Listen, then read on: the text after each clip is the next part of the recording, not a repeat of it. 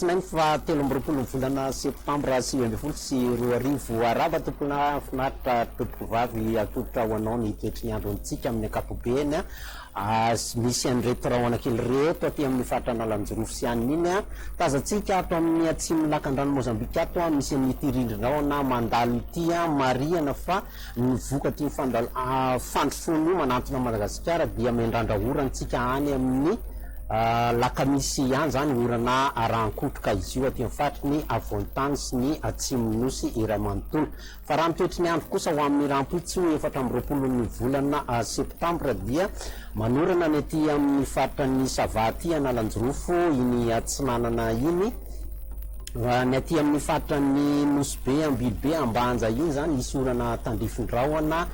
somary manaondraona ny andro aty amin'ny ilany atsinana ny avontany tazantsika eo Mangoro Analamanga ny ilany atsinana vakinakaritra Moromany iny ny fatra hafa moa dia maina amin'ny ankapobeny. Raha ny tolakandro koa dia mbola mitoy ihany ny orana aty amin'ity atsinana nosy iray manontolo ty hatrany mpaka hatrany atsinanana any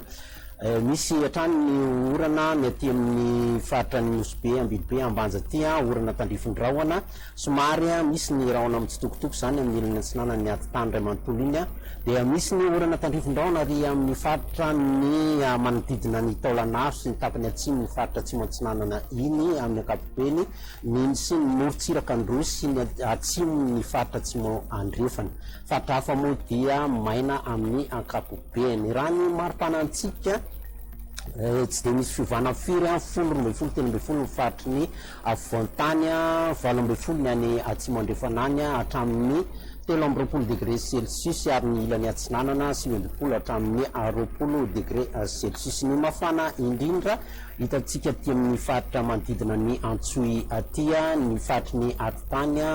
13 hatramin'ny 14 degré Celsius. Ireo toetrandro amin'ireo tanan-dehibe ivelan'ny Madagasikara manorana tandrifindraona ny any Paris ihany manorana tsotra ny any Johannesburg mandraona be ny andro ny any Nairobi ary ireo nosy manodidina antsika dia saika manorana amin'ny ankapobeny fa dia orana tandrifindraona ny any Mayotte, Seychelles, La Réunion ary anorana ny any Maurice, Comore. Dia izandreo fotoana niarahako taminao mametraka ny veloma mandrapitafa tompoklasy tompoko vavy. Hello.